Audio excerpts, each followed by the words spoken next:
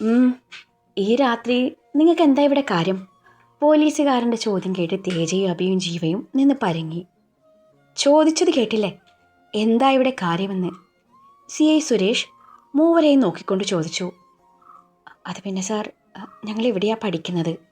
ഞങ്ങളുടെ കൂട്ടുകാരൻ ഇതുവരെ വീട്ടിലെത്തിയിട്ടില്ല, ജീവ പറഞ്ഞു. അതിന് അതിനിവിടെ അന്വേഷിച്ചിട്ട് എന്ത് കാര്യം? മൂവരെയും നോക്കിക്കൊണ്ട് പോലീസ് ഗൗരവത്തിൽ ചോദിച്ചു. ഞങ്ങൾ അവൻ പോവാൻ സാധ്യതയുള്ള സ്ഥലമൊക്കെ അന്വേഷിച്ചു സാർ, എവിടെയും ചെന്നിട്ടില്ല. അവൻ്റെ ഫോണിപ്പോൾ എൻ്റെ കയ്യിലാണ്. അപ്പോൾ ഞങ്ങൾ കരുതി അവനിവിടെ എവിടെയെങ്കിലും ബാക്കിയായോ എന്ന്. അബി എങ്ങനെയോ പറഞ്ഞൊപ്പിച്ചു. അതിന് അവനെന്താ കൊച്ചുകുട്ടിയാണോ? അല്ല സാർ, അത് പിന്നെ ഇന്നിവിടെ ബാഡ്മിൻ്റൺ ടൂർണമെൻ്റ് ഉണ്ടായിരുന്നു, അവനും കളിച്ചതാ. ഇനിയിപ്പോൾ അതിൻ്റെ ക്ഷീണത്തിൽ ക്ലാസ് മുറിയിലെങ്ങാനും ഉറങ്ങിപ്പോയോ എന്നറിയാൻ ഇത്തവണ തേജയാണ് പറഞ്ഞത്. അപ്പോഴേക്കും ശബ്ദം കേട്ട് വാച്ച്മാൻ അങ്ങോട്ട് വന്നു. വാച്ച്മാൻ കാര്യം തിരക്കി. ഡോ, ഇവരുടെ കൂട്ടത്തിൽ ഒരുത്തനെ കാണാനില്ലെന്ന്. താൻ ഈ ഗേറ്റ് ഒന്ന് തുറന്നേ. പോലീസുകാരൻ പറഞ്ഞതും വാച്ച്മാൻ ഗേറ്റ് തുറന്നു. എല്ലാവരും കോളേജ് ഗേറ്റ് കടന്ന് അകത്തേക്ക് പ്രവേശിച്ചു. പോലീസുകാരൻ്റെ ആ ഭാവവും അകത്തേക്കുള്ള വരവും കണ്ട് അഭിയും തേജയും ജീവയും പരസ്പരം മുഖത്തേക്ക് മുഖം നോക്കി. സിധുവിൻ്റെ കൂടെ പവിയുണ്ടെന്ന് അവർക്ക് ഉറപ്പായിരുന്നു. ഇനിയിപ്പോൾ അവരെങ്ങാനും ഇതിനകത്തുണ്ടെങ്കിൽ രണ്ടുപേരെയും പോലീസുകാരൻ ഒരുമിച്ച് കണ്ട പണിയാകുമെന്ന് അവർക്ക് ഉറപ്പുണ്ടായിരുന്നു. സാർ സാർ ഇവിടെ നിന്നാൽ മതി, ഞങ്ങൾ പോയി നോക്കിയിട്ട് വരാം എന്നുള്ള അബിയുടെ പറച്ചിൽ കേട്ട് പോലീസുകാരൻ അവന് വല്ലാത്ത ഭാവത്തിൽ നോക്കി. ശേഷം തൻ്റെ കൂടെയുള്ള പോലീസുകാരന് അവിടെ മുഴുവൻ അന്വേഷിക്കാൻ നിർദ്ദേശം നൽകി. അബിയും തേജയും ജീവയും മറ്റൊരു ഭാഗത്തേക്ക് നടന്നു. ഇതേ സമയം ലൈബ്രറിക്കകത്ത് പവി സിദ്ധുവിനോട് ചേർന്ന് കിടന്നതും സിധു നീങ്ങി കിടന്നു. പവി പിന്നെയും അവനരികിലേക്ക് നീങ്ങി. അവനും വിട്ടില്ല, അവൻ പിന്നെയും അകന്നു മാറി. ഇരുവരും തങ്ങളുടെ പ്രവൃത്തി തുടർന്നു കൊണ്ടേയിരുന്നു. ഒടുവിൽ സിധു ചുവരിൽ തട്ടി നിന്നതും സിധു അവളെ കൂർപ്പിച്ചു നോക്കി. ദേ, അങ്ങോട്ട് മാറിക്കിടക്ക്. സിധു കൃത്രിമ ദേഷ്യം കാട്ടി. ഇല്ലെങ്കിൽ? പവി അവൻ്റെ നേരെ തിരിഞ്ഞുകൊണ്ട് ചോദിച്ചു. ഇല്ലെങ്കിലേ ഞാൻ ഇവിടെ കിടക്കും എന്നും പറഞ്ഞ് അവൻ അവളുടെ മേലെ കയറി കിടന്നു. അവൻ തൻ്റെ ഭാരം മുഴുവൻ അവൾക്ക് നൽകും വിധത്തിൽ അവളുടെ മേലെ അമർന്നു. സിധു, എന്തായി കാണിക്കുന്നത്? മാറങ്ങോട്ട്. എന്തൊരു മുടിഞ്ഞ വെയിറ്റാ നിനക്ക്. ആ അമ്മേ. എങ്ങനെയാണെങ്കിൽ ഞാൻ കുറച്ചധികം ബുദ്ധിമുട്ടുമല്ലോ. സിധു അവളെ നോക്കിക്കൊണ്ട് വല്ലാത്ത ഭാവത്തിൽ പറഞ്ഞു. എന്തോന്ന്? ഇങ്ങനെയാണെങ്കിൽ ഞാൻ കുറച്ചധികം ബുദ്ധിമുട്ടുമല്ലോന്ന്. എന്ന് വെച്ചാ ഞാൻ എന്താ ഇപ്പം പറയാ, വേണമെങ്കിൽ കാണിച്ചു തരാം എന്നും പറഞ്ഞ് അവളുടെ കാല് രണ്ടും അകത്തി വെച്ചതും കാര്യം മനസ്സിലായ പവി അവനെ പിടിച്ചു തള്ളി. പെട്ടെന്നുള്ള വീഴ്ചയിൽ അവൻ്റെ നടു ചെറുതായി നിലത്തേക്കടിച്ചു. അവനവളെ കൂർപ്പിച്ചു നോക്കി. ഡി കുരിപ്പേ, നീ നോക്കിക്കോടി, ഞാൻ ഈ പറഞ്ഞ ദിവസം വരുമല്ലോ, അന്നേ നിനക്ക് ഞാൻ കാണിച്ചു തരാം. നടുവും തടവിക്കൊണ്ട് സിദ്ധു പറഞ്ഞു. പോടാ എന്നും പറഞ്ഞ് അവൾ പുച്ഛിച്ചു. കുറച്ചു നേരം ഇരുവരും പരസ്പരം മിണ്ടാതെ നിന്നു. പവിക്ക് വീട്ടിലെ കാര്യം ഓർത്തിട്ട് ടെൻഷൻ അടി തുടങ്ങി. അവൾ നഖം കടിച്ചുകൊണ്ട് ഓരോന്ന് ആലോചിക്കുന്നുണ്ട്. ഇടയ്ക്ക് വെരുകിനെ പോലെ അങ്ങോട്ടും ഇങ്ങോട്ടും നടക്കുന്നുണ്ട്. സിദ്ധു അവളുടെ ചേഷ്ടകൾ വീക്ഷിച്ചുകൊണ്ട് തലയ്ക്ക് കീഴെ തൻ്റെ കൈവച്ച് മലർന്ന് കിടപ്പുണ്ട്. അതെ, നിന്റെ കയ്യിലേ സിഗരറ്റ് ഉണ്ടോ? സിഗരറ്റാ? എന്തിന്? പവിയുടെ ചോദ്യം കേട്ട് സിദ്ധു അവളെ വല്ലാത്ത ഭാവത്തിൽ നോക്കിക്കൊണ്ട് ചോദിച്ചു. വലിക്കാൻ, അല്ലാതെന്തിനാ? അപ്പോൾ നീ സിഗരറ്റും വലിക്കുമോ? സിദ്ധു ചോദിച്ചു. ഇതുവരെ വലിക്കില്ലായിരുന്നു, പക്ഷെ ഇപ്പോൾ വലിക്കാൻ തോന്നുക. സിഗരറ്റ് വലിച്ചാൽ ടെൻഷൻ കുറയുമെന്ന് ആരോ പറഞ്ഞത് ഞാൻ ഓർക്കുന്നു. അതാരാണോ ആ മഹാനായ വെട്ടി? സിധു ഒരീണത്തിൽ ചോദിച്ചു. നിന്റെ കുഞ്ഞമ്മയുടെ മോൻ. നീ സിഗരറ്റ് ഉണ്ടെങ്കിൽ ഒരെണ്ണം എടുക്ക്. സിഗരറ്റ് ഉണ്ട്, പക്ഷേ ഒരെണ്ണേ ഉള്ളൂ. അപ്പോൾ നീയും വലിക്കുമല്ലേ? പവിയും ചോദിച്ചു. ഹേ ഇല്ല, ഞാനേ സ്റ്റൈലിന് കൊണ്ട് നടക്കുക. പൊടി. നിനക്ക് സിഗരറ്റ് വേണോ വേണ്ടയോ? വേണം. ഒരെണ്ണല്ലേ ഉള്ളൂ, നമുക്കേ ഒരുമിച്ച് വലിക്കാം. അയ്യേ, നീ വായിൽ വെച്ചതേ ഞാൻ വായി വെക്കില്ല, പവി മുഖം ചൊളിച്ചുകൊണ്ട് പറഞ്ഞു. എടി, അങ്ങനെയാണെങ്കിൽ നമ്മളെങ്ങനെ ലിപ് ലോക്ക് ചെയ്യും? സിദ്ധുവിൻ്റെ പറച്ചിൽ കേട്ട് പവി അവനെ കൂർപ്പിച്ചു നോക്കി. എടാ, നിന്റെ കയ്യിലേ ഈ അഡൽസ് ഓൺലി ഡയലോഗ് മാത്രമേ ഉള്ളൂ? അല്ല, കുറച്ച് ടിൻഡുമോൻ ജോക്സ് കൂടിയുണ്ട്, പറയട്ടെ? നീ ചിരിച്ച് ചിരിച്ച് ചാവും. നിന്റെ ടെൻഷൻ കുറയാൻ ബെസ്റ്റാ, സിധു ചെറുചിരിയാലെ പറഞ്ഞു. വേണ്ട, നീ ഒറ്റയ്ക്ക് ചിരിച്ചങ്ങ് ചത്താ മതി. ആ സിഗരറ്റ് ഇങ്ങെടുക്ക്. അപ്പം ഞാൻ പറഞ്ഞത് നീ വിശ്വസിച്ചാ? എടീ, ഞാൻ 916 ആണെന്ന്. കുടിക്കില്ല, വലിക്കില്ല. ഒരു പെണ്ണിനെ ഒഴിച്ചേ വേറൊരു പെണ്ണിനെയും മറ്റൊരു കണ്ണിലൂടെ കാണില്ല. തനി തങ്കമാണ് മാഡം, പ്യുവർ ജെം. നിന്റെ തള്ളൽ കഴിഞ്ഞെങ്കിലേ ഒന്ന് പറയണേ, ഒന്നിരിക്കാനാ. പവി അവനെ പുച്ഛിച്ചു. കഴിഞ്ഞു, ഇരുന്നോളൂ എന്ന് സിദ്ധുവും പറഞ്ഞു. രണ്ടും അങ്ങോട്ടും ഇങ്ങോട്ടും പുച്ഛം വാരി വിതറി. ഇതേ സമയം ലൈബ്രറിയിൽ നിന്നും എന്തോ ശബ്ദം കേട്ട് കോൺസ്റ്റബിൾ CAയോട് കാര്യം പറഞ്ഞു. CAയും കോൺസ്റ്റബിളും വാച്ച്മാനും ലൈബ്രറി ലക്ഷ്യം വെച്ച് നീങ്ങി. കൂടെ അഭിയും തേജയും ജീവയും. ഡോറിനരികിൽ ആളനക്കം, വെളിച്ചവും ശബ്ദവും കേട്ടതും സിദ്ധുവും പവിയും സംസാരം നിർത്തി. സിദ്ധുവിൻ്റെ കണ്ണുകൾ പവിയുടെ ഷർട്ടിലേക്ക് നീണ്ടു. അവൻ തൻ്റെ ടീഷർട്ട് എടുത്ത് അവളുടെ കയ്യിൽ കൊടുത്തു. അത് ധരിക്കാൻ പറഞ്ഞു. മറുത്തൊന്നും പറയാതെ അവൾ അത് ധരിച്ചു. അടുത്ത നിമിഷം അവൾക്ക് മുന്നിൽ ഡോർ തുറക്കപ്പെട്ടു. സർ, ഇവിടെ ആരോ ഉണ്ട് എന്ന് കോൺസ്റ്റബിൾ പറഞ്ഞു. അത് കേട്ടതും ആ CI വാച്ച്മാനോട് ലൈറ്റ് ഇടാൻ പറഞ്ഞു. മറ്റേ മുറിയിൽ നിന്നും വാച്ച്മാൻ സ്വിച്ച് അമർത്തിയതും മുറിയിൽ പ്രകാശം പരന്നു. മുറിയിൽ നിൽക്കുന്ന സിദ്ധുവിലേക്കും പവിയിലേക്കും പോലീസിൻ്റെ കണ്ണുകൾ നീണ്ടു. ഷർട്ട് ധരിക്കാതെ നിൽക്കുന്ന സിദ്ധുവിനെ കണ്ടതും CIയുടെ മുഖം ചുളുങ്ങി. അയാൾ പവിയെയും സിദ്ധുവിനെയും മാറി മാറി നോക്കി. പോലീസിൻ്റെ ആ നോട്ടം കണ്ടതും പവി നേരിയ ഭയത്തോടെ സിദ്ധുവിനരികിലേക്ക് നീങ്ങി. ഇതാണോടാ നിങ്ങൾ പറഞ്ഞ നിങ്ങളുടെ കൂട്ടുകാരൻ? CI ഇരുവരെയും ചൂഴ്ന്നു നോക്കിക്കൊണ്ട് അഭിക്കും തേജയ്ക്കും ജീവയ്ക്കും നേരെ തിരിഞ്ഞു. അതെ സർ. മറുപടി പറഞ്ഞത് തേജയാണ്. അപ്പോൾ ഇതേതായി പെണ്ണ്? CI ചോദിച്ചു. അതെ, ഈ കോളേജിൽ പഠിക്കുന്ന കുട്ടിയാ, പതിഞ്ഞ ശബ്ദത്തിൽ ജീവ പറഞ്ഞു. എന്നിട്ട് ഈ പെണ്ണിൻ്റെ കാര്യം നിങ്ങൾ നേരത്തെ പറഞ്ഞില്ലല്ലോ. അപ്പോൾ രണ്ടുപേരെയും ഒരുമിച്ചാണ് കാണാതായത് അല്ലേ? ശരിക്കും കാണാതായതാണോ, അതോ നിങ്ങൾ തന്നെ ഇവിടെ രഹസ്യമായി പാർപ്പിച്ചതാണോ എന്നുള്ള പോലീസിൻ്റെ കുത്തിപ്പറച്ചിൽ കേട്ട് സിദ്ധുവിന് ദേഷ്യം വന്നു. അവനത് പുറത്ത് പ്രകടിപ്പിച്ചില്ല. അല്ല, രണ്ടുപേർക്കും എന്തായിരുന്നു ഇവിടെ പണി? എല്ലാം കഴിഞ്ഞുള്ള നിൽപ്പായിരിക്കും അല്ലേ? കണ്ടാലറിയാം എന്നുള്ള പോലീസുകാരൻ്റെ കൊള്ളിച്ചുള്ള പറച്ചിൽ കേട്ട് സിദ്ധു മുഷ്ടി ചുരുട്ടി പിടിച്ച് ദേഷ്യം നിയന്ത്രിച്ചു. സാർ, കുറച്ച് മാന്യമായി സംസാരിക്കണം. ഞങ്ങളെ ആരോ ഇതിനകത്ത് പൂട്ടിയിട്ടു. അങ്ങനെ ഞങ്ങൾ ഇതിനകത്ത് പെട്ടുപോയി. അതാണ് സത്യം. അല്ലാതെ സാറ് കരുതും പോലെ ഒന്നുമില്ല, സിദ്ധു പറഞ്ഞു. ആണോ? ഞാനത് വിശ്വസിക്കാം. അല്ല, നിങ്ങൾ രണ്ടുപേരും മാത്രം ഇതിനകത്ത് എന്തെടുക്കുമായിരുന്നു? സാർ, ഞങ്ങൾ സിദ്ധുവിന് എന്ത് പറയണം എന്നറിയാതെയായി. നിന്റെ ഷർട്ട് എവിടെയാടാ എന്നുള്ള പോലീസിൻ്റെ ചോദ്യം കേട്ട് സിദ്ധു ഒന്നും വേണ്ടിയില്ല. രണ്ടിനെയും പിടിച്ച് വണ്ടിയിൽ കയറ്റി സ്റ്റേഷനിലെത്തിയിട്ട് ബാക്കി തീരുമാനിക്കാം. രണ്ടും കൂടി തിരഞ്ഞെടുത്ത സ്ഥലം കൊള്ളാം, പോലീസുകാരൻ ഇരുവനെയും നോക്കിക്കൊണ്ട് പറഞ്ഞു. കൂട്ടിന് കൂട്ടുകാരും. ഇതിപ്പോൾ എങ്ങനെയാ റേറ്റ്? എനിക്കും ഒരു കൈ നോക്കാൻ പറ്റുമോ?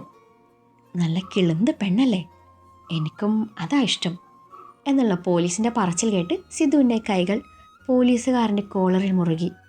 ഇതൊക്കെയും കേട്ടുകൊണ്ട് തറഞ്ഞു നിൽക്കുവാണ് പവി. സിദ്ധുവിൻ്റെ പ്രവൃത്തി CAയിൽ രോഷം കൊള്ളിച്ചു. അയാൾ സിദ്ധുവിൻ്റെ വയറിനിട്ട് ശരിക്കും ഇടിച്ചു. തിരിച്ചടിക്കാൻ അവൻ്റെ കൈ തരിച്ചതായിരുന്നു. പിന്നെ എന്തോ ഓർത്ത് വേണ്ടെന്ന് വെച്ചു. സിദ്ധുവിനെ പോലീസ് ഇടിക്കുന്ന കാഴ്ച പവിയെ വേദനിപ്പിച്ചു.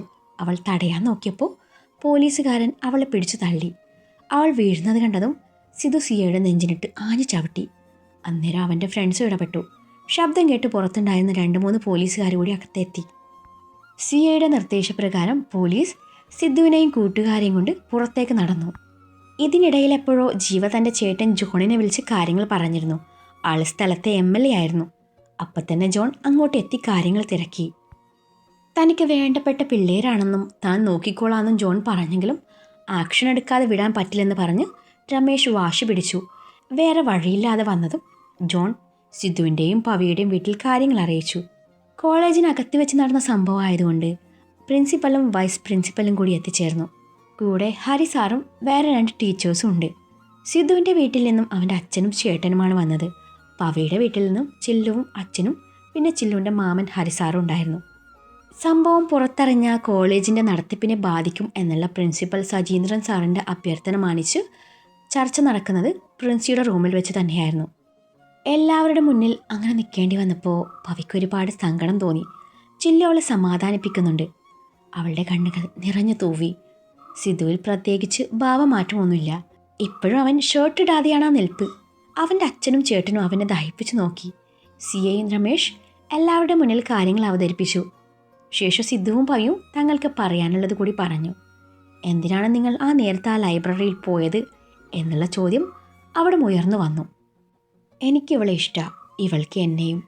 പിന്നെ ഒരാണും ഒരു പെണ്ണും ഒരുമിച്ച് ഒരു മുറിയിലിരുന്നാൽ ഇപ്പോൾ എന്താ കുഴപ്പം? ഇനിയിപ്പോൾ കുഴപ്പമുണ്ടെങ്കിൽ തന്നെ അത് ഒറ്റയ്ക്കിരിക്കുന്ന ആണിൻ്റെയും പെണ്ണിൻ്റെയും അല്ല, മറിച്ച് എല്ലാം മറ്റൊരു തരത്തിലൂടെ കാണുന്ന ആ കണ്ണുകൾക്കാണ്. ഇനിയിപ്പോൾ ഞങ്ങൾ ചെയ്തത് അത്ര വലിയ തെറ്റാണെങ്കിൽ ഞാൻ അവളെ അങ്ങ് കെട്ടിയേക്കാം. സിദ്ധു പറഞ്ഞത് കേട്ടതും പവിയടക്കം അവിടെ കൂടി നിന്നവർ എല്ലാവരും തറഞ്ഞു പോയിരുന്നു. സിദ്ധു, നീ എന്തൊക്കെയാ പറയുന്നേ? കല്യാണം എന്ന് വെച്ചാൽ കുട്ടിക്കളിയാണോ? അതിനുള്ള പ്രായം നിങ്ങൾക്കായോ? സിദ്ധുവിൻ്റെ ഏട്ടൻ അരവിന്ദ് അവനെ ശാസിച്ചു. എൻ്റെ ഏട്ടാ, എന്തായാലും ഞങ്ങൾ ഒരു നാൾ കെട്ടും. ആദ്യത്തിരി നേരത്തെ ആയെന്ന് കരുതിയാൽ മതി. പിന്നെ കല്യാണപ്രായം ആണിന് 21 പെണ്ണിന് 18. എനിക്കിപ്പോൾ 23 ആവാറായി. ഇവൾക്കെന്തായാലും 18 കഴിഞ്ഞു കാണും. സിദ്ധു അത്രയും പറഞ്ഞു നിർത്തി. കെട്ടുമെന്നങ്ങ് ചുമ്മാ പറഞ്ഞാൽ പോരാ, കെട്ടണം.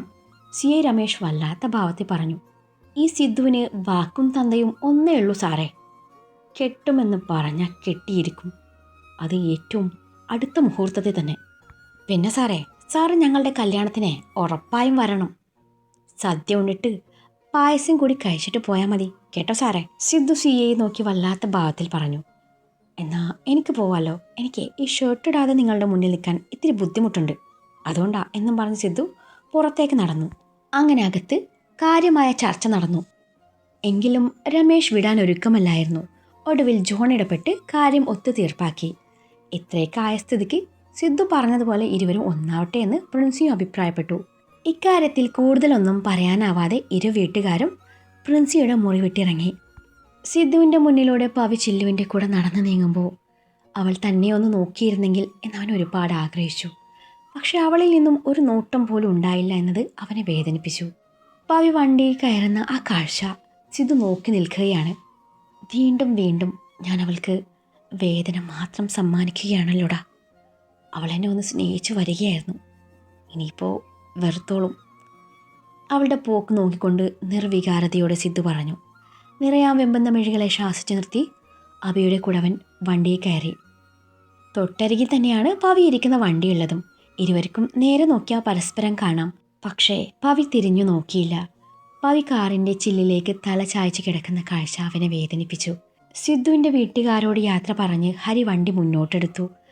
അവരുടെ വണ്ടി കൺമുന്നിൽ നിന്നും മായുന്നതുവരെ സിദ്ധു നോക്കി നിന്നു. പിന്നീട് ഓരോരുത്തരായി അവിടെ നിന്ന് മടങ്ങി.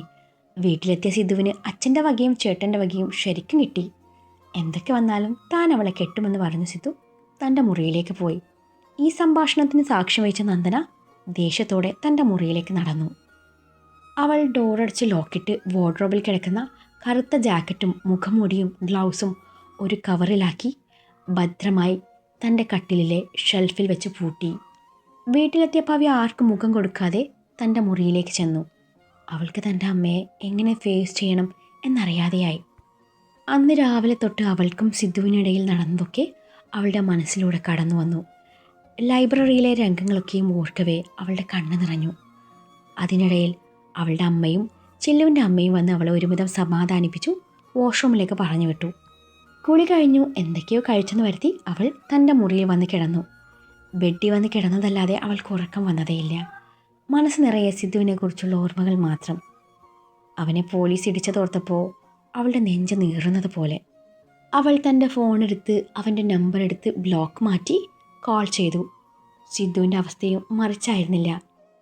പവിയെക്കുറിച്ച് ഓർത്ത് അവൻ്റെ മനസ്സും ഒരുപാട് വേദനിക്കുന്നുണ്ടായിരുന്നു. ഈ നേരത്താണ് പവിയുടെ കോൾ വരുന്നത്.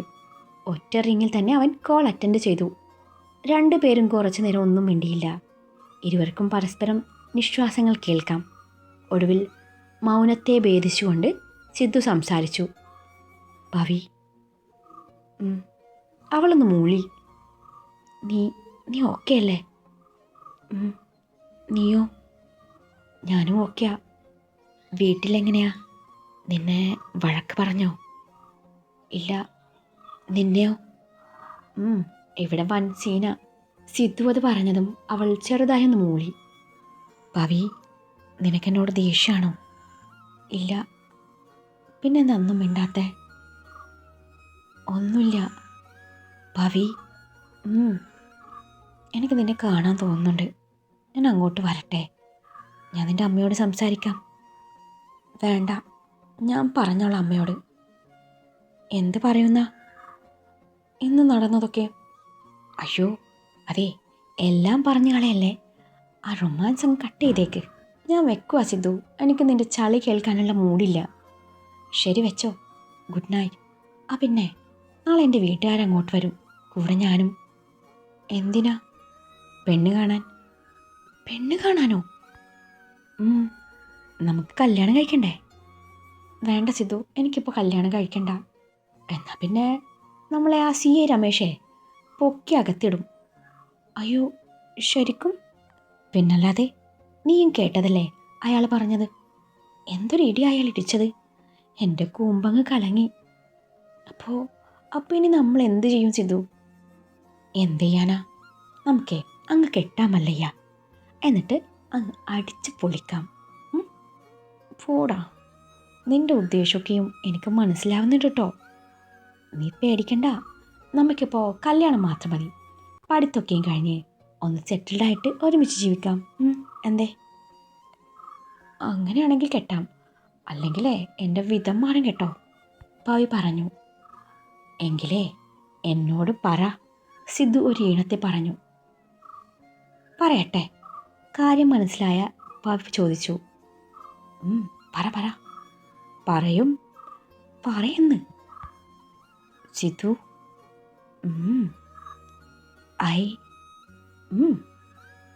സിദ്ധു അതൊരു പ്രാവശ്യം പറഞ്ഞതല്ലേ, നീ ബാക്കി പറ. Sidhu, I hate you. പൊടി.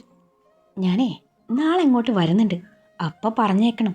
ഇല്ലെങ്കിൽ പവി തിരിച്ചു ചോദിച്ചു. ഇല്ലെങ്കിൽ ഞാനേ ഉമ്മ വെച്ച് എന്നെക്കൊണ്ട് പറയിപ്പിക്കും. പോടാ, നീ ആദ്യം നിൻ്റെ തല മുട്ടഴിക്ക്, എന്നിട്ട് നോക്കാലോ പറയണോ വേണ്ടിയോന്ന്. അതും പറഞ്ഞ് പവി കോൾ അവസാനിപ്പിച്ചതും സിദ്ധു തലയണയെ പുണർന്ന് ബെഡിലേക്ക് ചായഞ്ഞു.